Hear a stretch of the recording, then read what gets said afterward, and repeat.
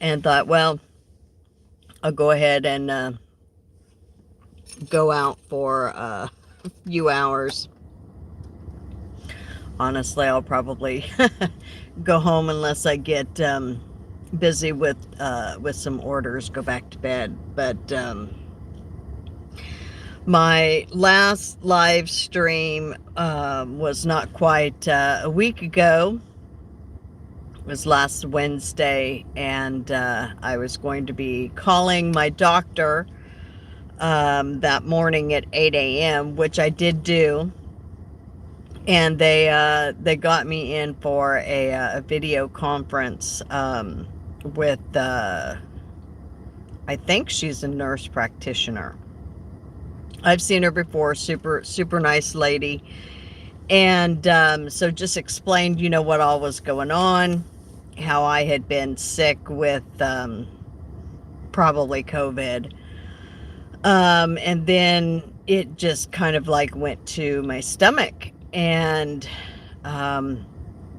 always hoping, it's IBS or something like that. But at that point, I knew I was running into problems, and told her that the Cipro was always the medication that cleared up the diverticulitis. And so she did put me on Cipro.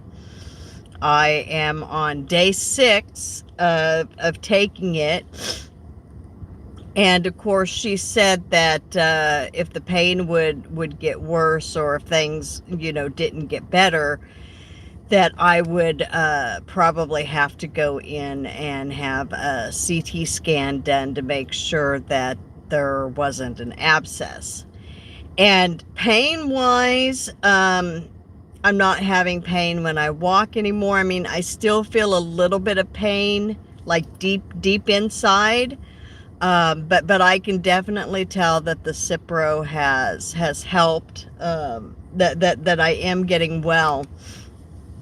I just haven't gone to the bathroom in going on 7 days now. And so now I'm like worried, maybe I've got a blockage or something. And of course, I have never been a water drinker. My whole life, I just am not a water drinker. And doing a little bit of online search, I find out that that water helps things move along and everything. And so I was like, oh man, when I noticed that things stopped working, that's when I should have been drinking water to make sure that, I'm not running into problems. So yesterday, I went and got me some over-the-counter stuff to hopefully help things go along, because I guess my main thing is I'm afraid, honestly, that there is a blockage, and that's more than likely going to mean I have to have surgery. And it's like I don't have the type of job that pays me sick leave or anything like that. So I'm trying not to worry. I'm trying not to stress out. Got me some Gatorade yesterday because I know that I'm also dehydrated. So really trying to push the liquids. And of course, I'm feeling things moving around. And so I guess that's a good sign. It's just, now it's like it's been 3 full weeks since I started getting sick. First it was, all the COVID symptoms and all of that. And then, like the last 10 days with my stomach, and it's just, it's wore me down really bad. I mean, I guess I'm not feeling as down as I was a week ago, because, things are definitely better. Pain wise, all of that is pretty much gone, other than just, feeling still just pain, deep inside. And of course, a heating pad helps with that. I have a heating pad at home that, when I'm just done working for the day and I'm just relaxing, I put that on my stomach, and that helps. And I do still have my heating pad hooked up here in my car. Um, I didn't have to use it at all yesterday when I worked for a few hours, and I don't know if I'll end up using it today or not, because it's been like 100 degrees outside. And so I'm still like going through menopause, and although the hot flashes and stuff, all of that's a lot better. I still have them intermittently, but I have to be careful that I'm not like overheating myself. So I would appreciate it if you guys would still keep me in prayer, just because I don't, it's like, I don't mind the doctor, if it's, just a checkup, or, um, like if I'm sick or something, and have to get medication. I don't mind that, but I want to avoid hospitals at all costs. Um, I just, I don't know. I have a fear, I guess, of things that I know that they want to do, that I'm honestly, I'm refusing to do it. I know they're going to want to do a colonoscopy. They've been like wanting to do a colonoscopy for a couple of years, and it was like right in the middle of COVID. And I guess it was the last time I had problems with my stomach. They wanted to do a colonoscopy, and I had my video conference with the doctor, and I told him, that he has to put me out, that there's no way I'm doing it unless he puts me out. And he was kind of rude to me, and I mean, I had a bad experience with a colonoscopy 10 years ago. The medication that is supposed to knock you out to where you don't feel it, well, it didn't work on me, and I felt the whole thing, and I've been like terrified ever since. And it's like, I've told myself I'm never doing it again unless I absolutely have to. And at that point, they're going to knock me out. They're going to give me general anesthetic. And of course, he said he would, but it would be a little bit different. But that I would be completely out. But one of the requirements before they would even do the colonoscopy is that I had to have a negative COVID test. And of course, back then, the only test they had was the one, that you stick up your nose. And I was just like, absolutely not. You are not sticking that thing up my nose. And with all the research that I've done, and everything into the PCR test, I'm like, nope, not doing it. So I canceled it. And so, I guess I'm just, I have to trust God that, he's going to get me through this, and that, if I keep drinking water and, taking the over-the-counter, medicine and stuff, that things are going to be moving along here shortly, and that everything's going to be all right. Because I guess, colon cancer and anything related to that, that it does worry me, because my mom, she had colon cancer it was like 11 or 13 years before she died. And of course, they found it doing a colonoscopy, and they were able to go in and operate and remove the cancer. And then she lived, another like 13 years, got to see her youngest grandson be born, and all of that. And so Yeah, I do have colon cancer in in my family history, and so I I don't know. It's just like I want to just trust God to take care of me, but I also know that I can't be stupid and refuse to go in and see the doctor when I know I'm running into problems. And that's why last Wednesday I broke down and I went ahead and called the doctor and got started on the Cipro. But you know, I've dealt with this stomach issue ever since I was like 23. That's when it first started. I remember I was living with my dad, my youngest, no, my oldest son. He was an only child at the time. He was only 4 years old. He was in kindergarten. Actually, no, I guess I was 22 because I had him when I was 18.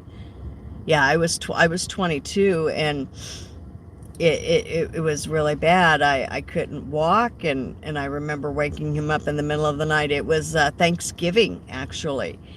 And I told him, I said, you know, Dad, you got to take me to the emergency room. And I had an abscess, had to have 2 feet of my colon removed then.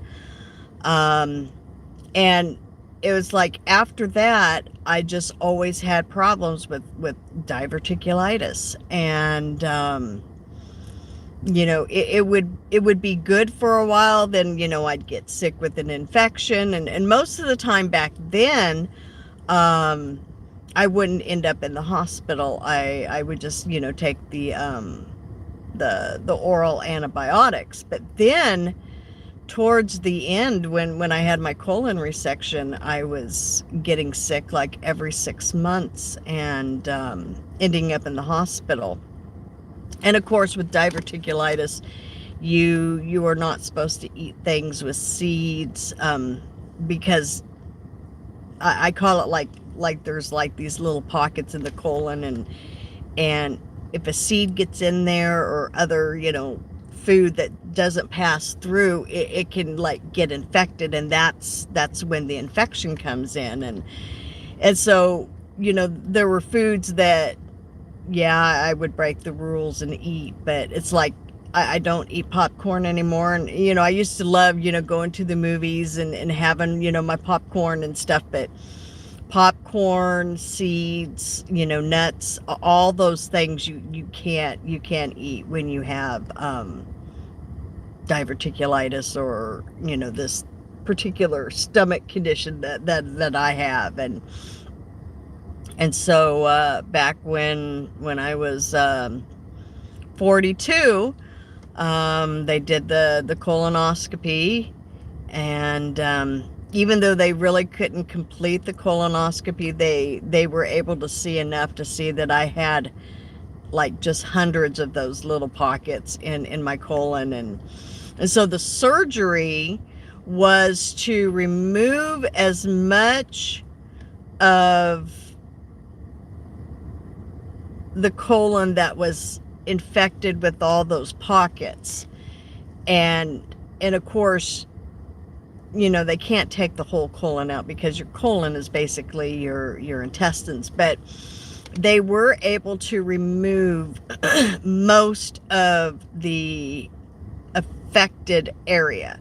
Now, of course, I was told back then that, you know, that there will be some left, and yeah, you could get an infection in the future, so you still have to be careful. But I can say that since having my surgery, the amount of infections has greatly reduced. And so I'm definitely, you know, thankful that I had the surgery, because there was also the risk of you know, having an abscess or having colon obstruction, which that's, you know, what I'm worried that I've got going on now. But hopefully it's not. Hopefully I just haven't been drinking enough water, and so now I'm doing what I'm supposed to do, And some of it I think is kind of kicking myself because I have to find ways of eating healthier, getting more like fruits and vegetables in me. And before I got my denture 7 months ago, eating was kind of hard. And so now that I can eat all these normal regular foods, I just have to, you know, do better with my diet. I'm horrible. My diet is horrible. It's like I live off of probably more processed food than I need to. So it's like I'm always thinking of ways, that I can eat healthier, maybe buying little side salads, when I do my grocery shopping, because I can eat salads now. It's like before I got my dentures, I couldn't eat salads, it was too cold on my teeth. And now it's like I enjoy having my salads. So I know that there's ways that I can incorporate healthier foods into my diet, that's not going to break the bank, because, I only allot for so much in my budget each week when I do my grocery shopping. But I'm gonna have to be a little bit more creative when it comes to eating. But yeah, let's see. Flat Earth? No, the Earth is. Yeah, I'm not even get into all of that. But I know there's been a couple of other brothers that that have been sick over the last couple of weeks. Another a friend of mine, a brother in the Lord, he deals with the same exact type of stomach issues that I deal with. And it's just it's not fun, when you have to watch what you eat, and you have to remove certain foods from your diet, and you just can't eat it at all. So keep your brothers and sisters in prayer, because it just seems like we're all going through our own little trials right now. But yeah, if you wouldn't mind keeping me in prayer. I'm pretty much all back to normal. I just have to be able to start going to the bathroom. That's like my final step in my recovery, is to be able to go to the bathroom, make sure I'm drinking a lot of water, staying hydrated, drinking the water and the Gatorade. Yeah, okay, so I guess I'm going to go ahead and go. I'm probably not doing girls' night out tomorrow. I've still been dealing with a lot of fatigue. I guess the fatigue is probably one of the lingering things that I feel. It's like I'll go to bed, like the other day, I went to bed. Guess it wasn't last night, it was the night before. I went to bed at 5:30 because I was so tired. 5:30 at night. Slept until 1:30. Tried to go out and drive for a couple of hours, but I was just too tired, and had to go back to bed from like 5 to 7. And so and see, I don't like how this is like held my life back. It's like now I'm going on week 4 of just not feeling like myself, and I don't like.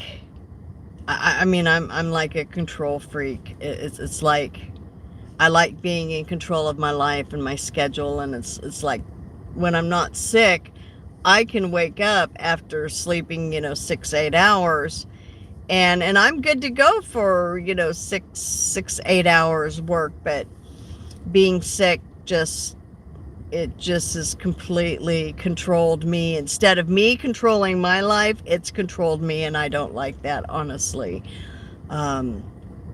I don't like feeling like, I have to just work when I'm able to and then just go home and collapse and not be able to do anything else. It's like I haven't been able to do anything with my music.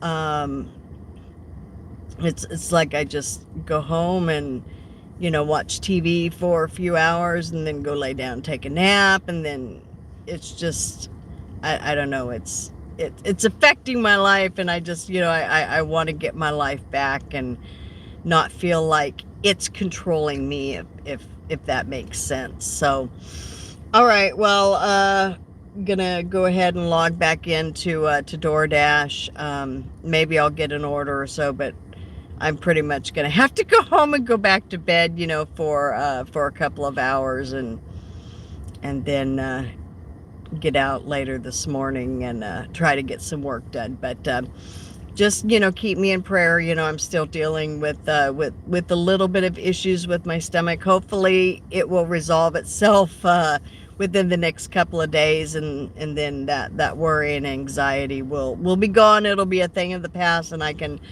finally get back to living my life, doing my live streams, get things set up to do my music stream. Not even going to try to plan anything for July, so it'll be August, I guess, when I'll do my next music stream, probably closer to my birthday. Yeah, so all right, you guys take care, God bless, and just keep your brothers and sisters in prayer, because people are sick out there. I know a couple of people that are dealing with issues, and so just keep each other in prayer. It really helps. And just reach out to your friends if you haven't heard from somebody in a while. Could be that they're sick and just not feeling well. Reach out to them, check in on them. So all right, you guys take care. God bless.